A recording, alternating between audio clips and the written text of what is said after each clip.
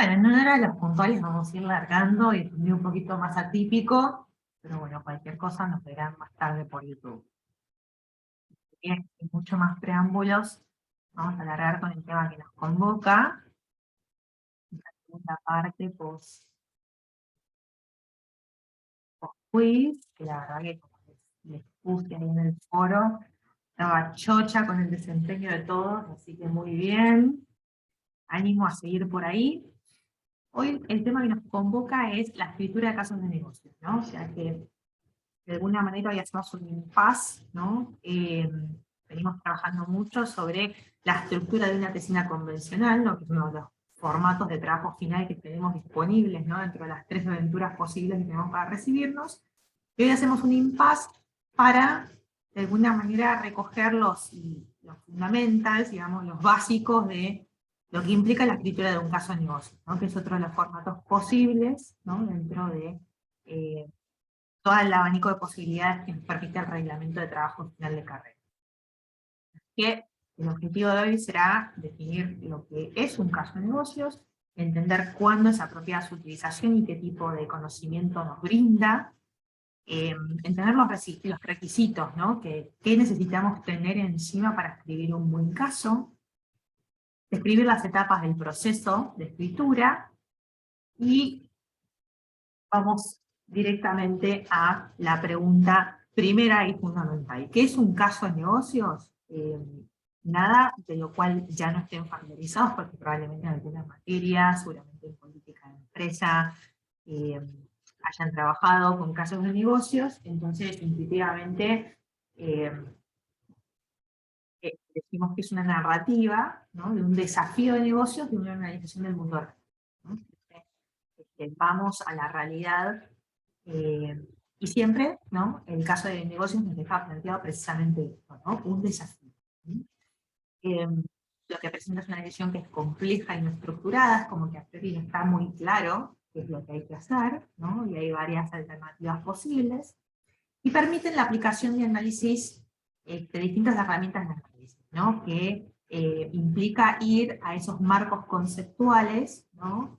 Que han visto durante la carrera. Ustedes saben que también los casos de negocio eh, tienen muchas veces un lente disciplinar claro, ¿no? Hay casos de finanzas, hay casos de inversiones, hay casos de estrategia, y bueno, claramente uno para atender a esos casos, para resolver esos casos, tiene que hacer justamente uso de los marcos de referencia conceptuales de la disciplina que corresponde.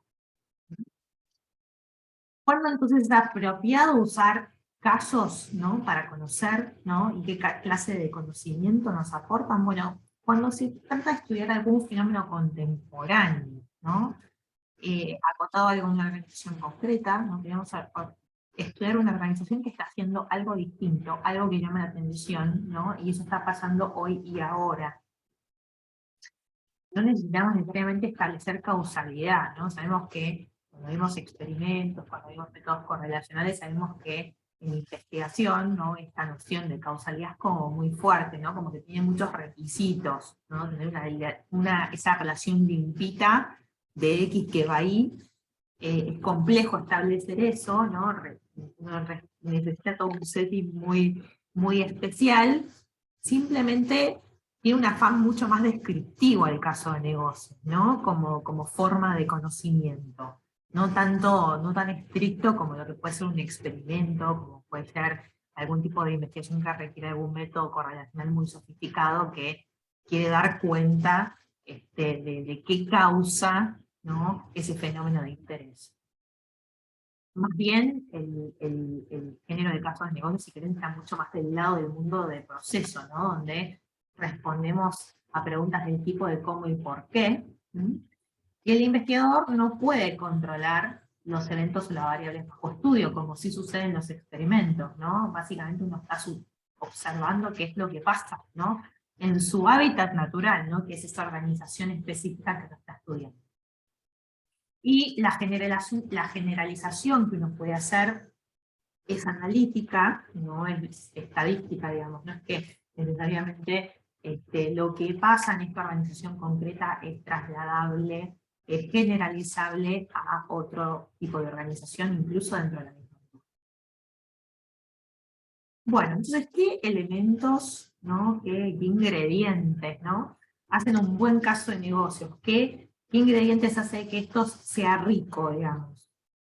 En primer lugar, ¿no? Como decíamos al principio, los casos que están planteando un desafío, necesariamente tiene que dejarnos planteado ambigüedades, ¿no? En la vida de las organizaciones, que básicamente es emular la vida misma, ¿no? La vida es ambigua, la vida es un poco VUCA, ¿no? Creo que VUCA es este acrónimo que habla de volatilidad, incertidumbre, la U es de uncertain, ¿no? Porque viene en inglés, complejidad y ambigüedad. Bueno, la vida es VUCA. Hay conflicto, ¿no? Hay conflicto entre intereses, entre bienes, valores, mismo conflicto dentro del equipo que conforma la organización, de alguna manera hace que el caso sea un poco más interesante, ¿no? Y ver cómo el líder, ¿no? se para destrabar, ¿no? esa dinámica y plantearla en plan mucho más positivo, mucho más constructivo. Un buen caso de negocios habitualmente requiere varios niveles de análisis, ¿no? Por ahí es un poco mi sesgo de estrategia, que uno de alguna manera se para desde la función de síntesis y mira la empresa como un todo, mira cómo está andando financieramente, cómo está el sistema operativo, cómo se planta comercialmente, si está bien posicionado o mal posicionado, bueno, en fin. Esos casos son habitualmente bastante más ricos, ¿no? Y sobre todo aquellos que requieren varios niveles de análisis como empresa, función y persona, ¿no? No solamente la empresa y las distintas funciones que hacen a la vida de la organización, sino que también hay que mirar, ¿no? los conflictos de gobierno, de organización y cómo determinadas decisiones impactan sobre las personas, ¿no? Eso habitualmente hace que un caso sea, bueno, que dé justamente, que sea interesante analizarlo, ¿no? Y nuevamente, si presenta un desafío, tiene que presentar alternativas, ¿no? Y hay tensiones entre esos distintos cursos de acción. Y esto básicamente es como una receta que asegura éxito, ¿no? En esto de escribir un caso rico, un caso que sea potente para analizar. Bueno, ¿y cómo encontramos esos casos, ¿no? ricos, potentes para analizar? Bueno, en principio es simplemente un poquito de awareness de la realidad, ¿no? En la prensa de negocios todo el tiempo están apareciendo organizaciones nuevas o no tan nuevas, ¿no? que hacen cosas que eh, merecen que sean noticias, ¿no? Entonces, esa es una fuente, ¿no? de encontrar casos interesantes, ¿no?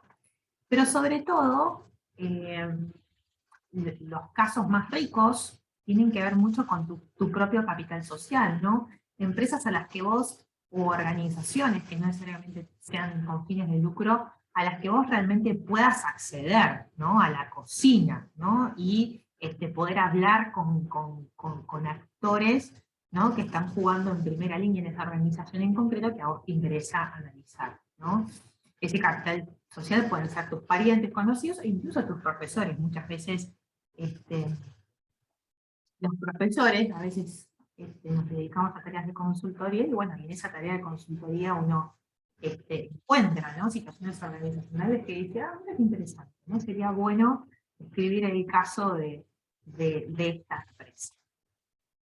Bien. Bueno, yendo un poquito más a la mecánica de cómo esto se hace, de cómo esto se teje, ¿no?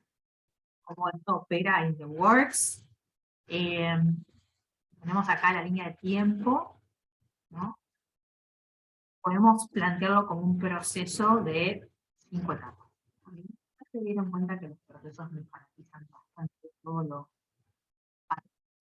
procesos, como que uno le dan la sensación de orden, ¿no? El orden engendra paz. Bueno, entonces, si pudiésemos distinguir estas etapas, ¿no? Generalmente uno arranca de el desk research, ¿no? O sea, empezar a googlear, ¿no? a la organización en cuestión, ¿no? Mucho antes de entrar propiamente en acción en el campo y ir a visitar la región por primera vez. Después, una vez que uno concreta esa primera visita, ¿no?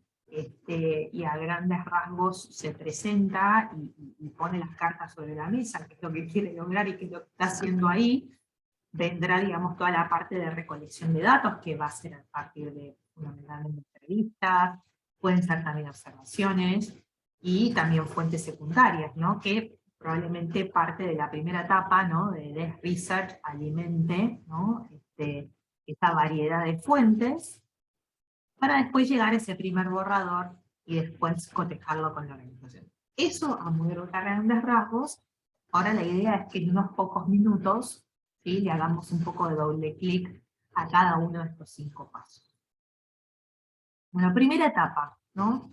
Investigación de escritorio, tras research, ¿por dónde empiezo? ¿Qué es lo que voy a ir a buscar intuitivamente? Primero, ubicar la industria, ¿no? Sobre todo si se trata de una empresa con fin de lucro, ubicar muy bien la industria, cómo es la dinámica de esta industria, qué tendencias, ¿no?, están impactando a esa industria en los últimos años. Buscar probablemente en internet, aunque sea un poco de la historia de la compañía, que eso habitualmente uno en la página web institucional lo encuentra muy fácilmente. Bueno, tener una descripción, aunque sea en grandes pinceladas, de cuál es su situación actual y por lo tanto por dónde podrían estar pasando sus desafíos. Mapear quiénes son los líderes de esta organización, porque probablemente esos sean los protagonistas del caso, ¿no? Entender quién es el CEO, cómo está conformado el equipo directivo. ¿Conozco a alguno de estos personajes, ¿no? ¿Podría tener ligada directa a alguno de ellos? Y obviamente, en la medida de lo posible, en la medida que tenga un panorama bastante más claro de cuál es la situación actual, ¿no?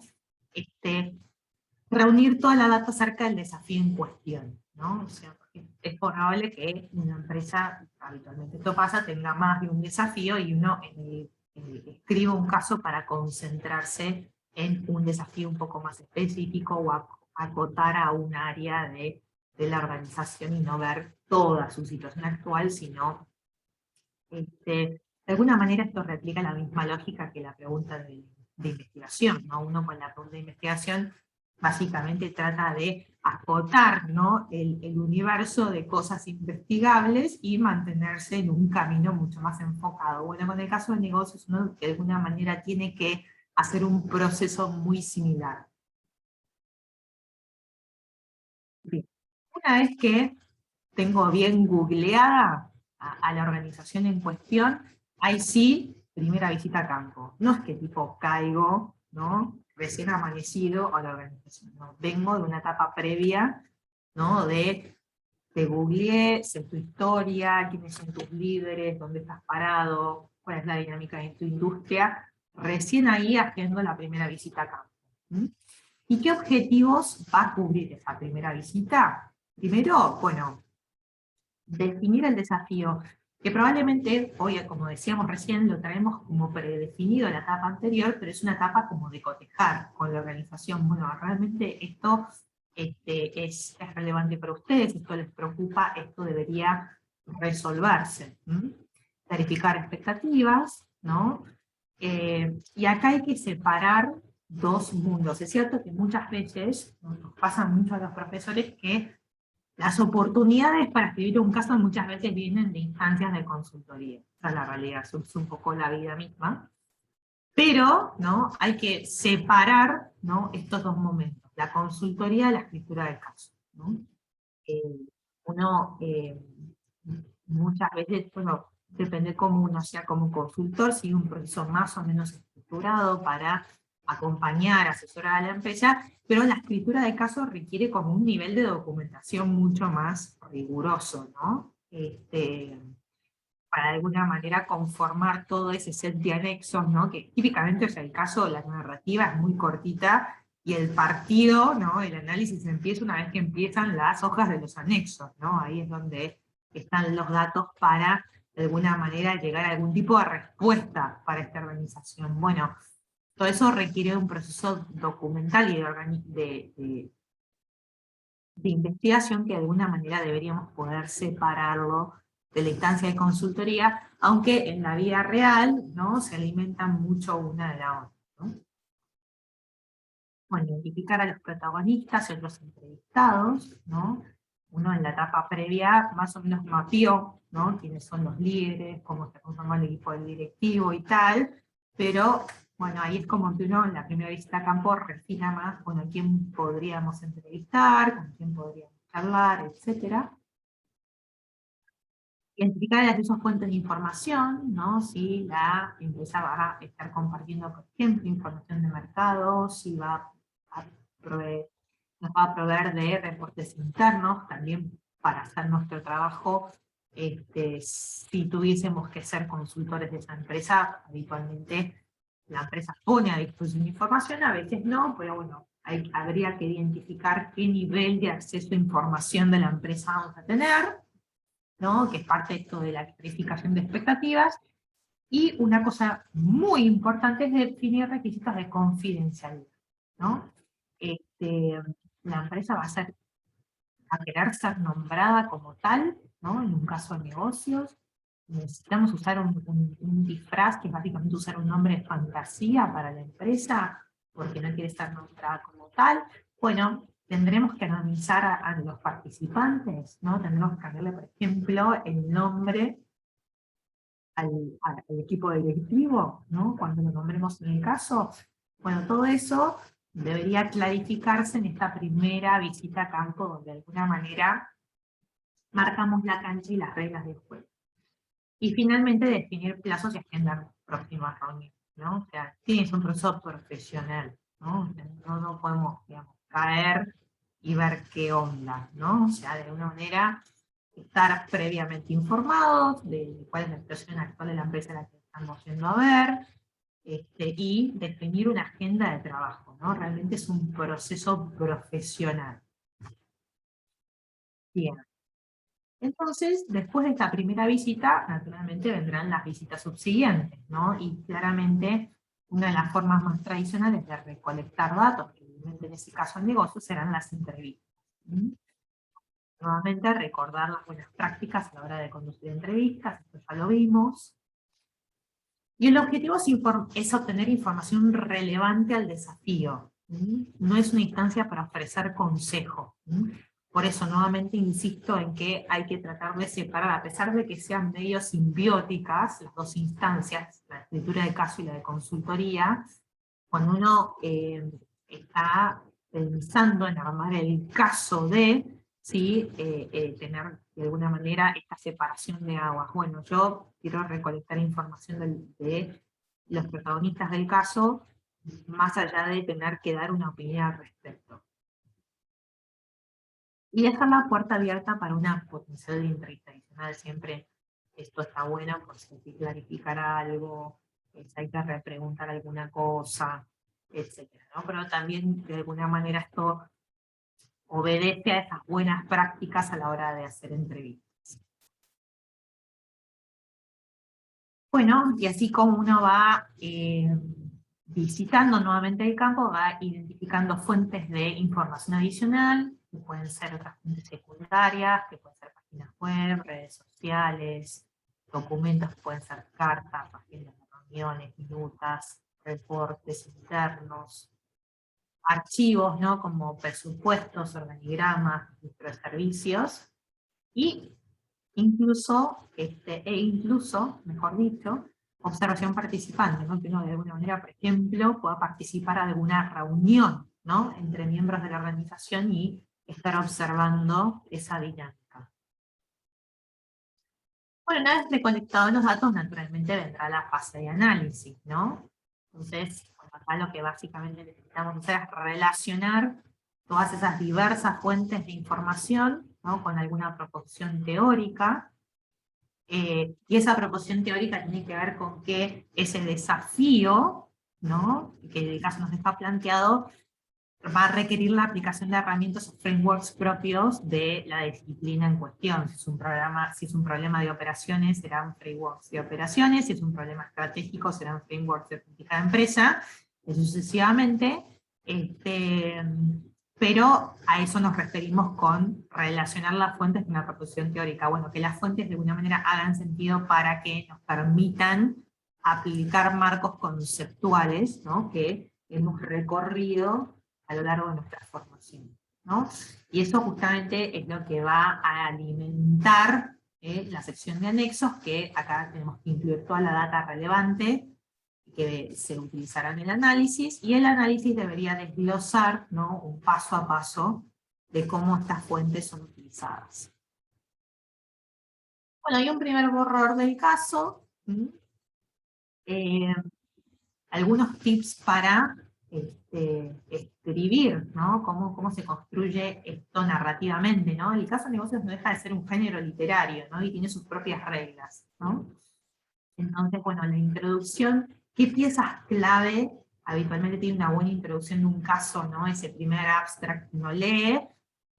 Sí. Típicamente se nombra al tomador de decisiones, a los protagonistas del caso, el protagonista o los protagonistas, su posición en la organización, ¿sí?, el nombre de la compañía, que puede ser el de veritas, digamos, el de verdad, o uno de fantasía, la ubicación en tiempo y espacio, y el enunciado del desafío, ¿no? Concretamente, fulanita de tal tiene que decidir sobre tal cosa. Y después viene el cuerpo del texto, que la recomendación, ¿no?, de los que escribimos casos habitualmente, siempre utilizamos un formato que llamamos el embudo, ¿no? ¿Y qué es esto del embudo? ¿No? Que viene, de alguna manera, viene información de contexto, la macro y la industria, después bajar un nivel de análisis a la organización y el protagonista, al área de interés, ¿sí?, y después volver, como que de alguna manera uno retoma la introducción al desafío específico, ¿no? Típico caso de Harvard que dicen, eran las 3 de la tarde, y María estaba sentada enfrente de su computador, preparando la reunión con su jefe, y tenía que preparar su recomendación en la próxima hora, ¿no? Es como uno retoma desde donde arrancó. Es un poco la conformación del cuerpo de texto. Entonces, básicamente, decimos que tiene formato embudo esto, porque va desde lo general, desde lo más macro, a lo particular, que es el desafío específico. Bueno, hay algunas consideraciones de escrituras, de estilo. Siempre escribir desde el punto de vista del protagonista, desde la perspectiva del protagonista. Siempre se escribe en tiempo pasado, ¿sí? Fue, pasó, ¿no? Eso pasó. ¿Sí? Y consultar a la organización nuevamente si es necesario usar disfraces, tanto para la organización como para los protagonistas, ¿no?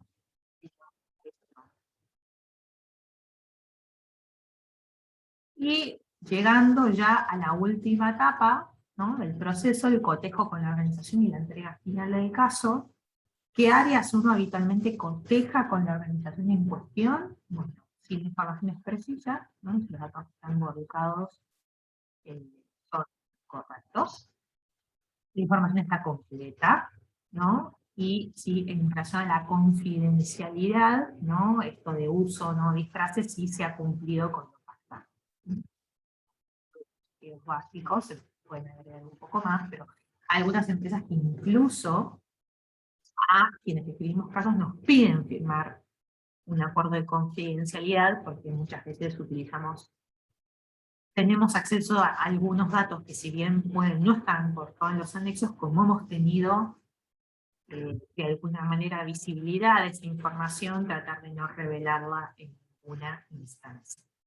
Bueno, hay muchas empresas que ponen a disposición estos instrumentos legales, otras no. Típicamente es el caso de las multinacionales, las que hacen firmar acuerdos de confidencialidad, pero bueno, de todas maneras, uno debería ser, en cualquier caso, fiel a la palabra dada, ¿no? Por más que no es un acuerdo de confidencialidad, si una empresa nos dice un pedido específico, bueno, tratar de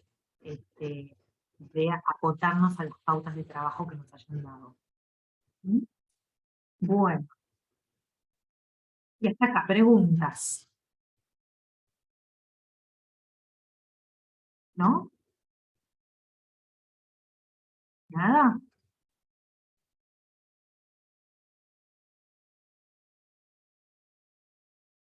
¿Estamos bien? Seguimos, vamos bien.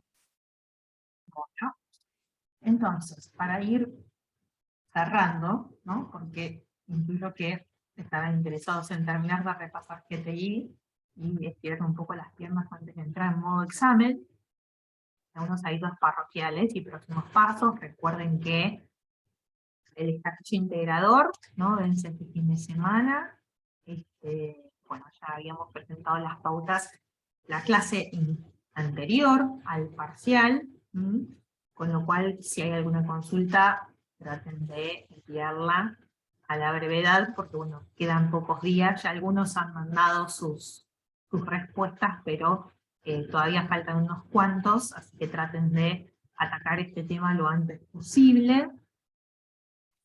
Bueno, y lo que les recomiendo es que vayan consiguiendo, que vayan autogestionándose el documental Free Identical Strangers.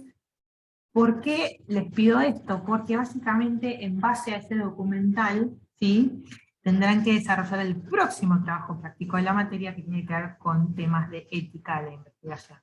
La verdad que es un documental muy ameno, ¿no? Es muy llevadero, pueden ser incluso, bueno, me van a decir más porque pesada, pero puede ser plan para el fin de semana largo, digo, o sea, es apto para todo público, no es un documental en sí, sino que la verdad que tiene bastante de cinematografía encima. Dura creo que no más de 90 minutos, y está disponible seguro vía YouTube, Google Play. Bueno, ahora creo que esta semana le cambiaron el nombre a Google Play, no sé ahora cómo se llama, pero bueno, digamos, lo que reemplace a Google Play, este documental va a estar disponible por esa plataforma seguro, y no sé si alguna otra más. En Netflix estoy casi segura que no está, pero bueno, tal vez están suscritos a alguna otra plataforma que pueda... Majo, yo en Netflix personalmente lo tengo. Ah, Sí, buenísimo. yo también lo vi por Netflix. Ah, bueno, fantástico. Bueno, el año pasado no estaba en Netflix, así que se ve que Netflix está incorporando contenido copado. Bueno, buenísimo. Está en Netflix, muchísimo más accesible, no hace falta alquilarlo, pero bueno, en el caso de que alguno no lo llegara a tener, por YouTube lo puedes alquilar. Así que nada, está como ampliamente disponible. Y bueno, y eso es todo, muchachos. No sé si hay alguna otra pregunta, comentario, y si no, ya los libero para que se vayan a preparar para su próxima actividad. ¿No? Bueno, buen fin de semana para todos y nos vemos la semana que viene. Gracias, Majo, igualmente. Gracias. Chao, Gracias, Majo. Gracias. Gracias. Chao, muchas gracias.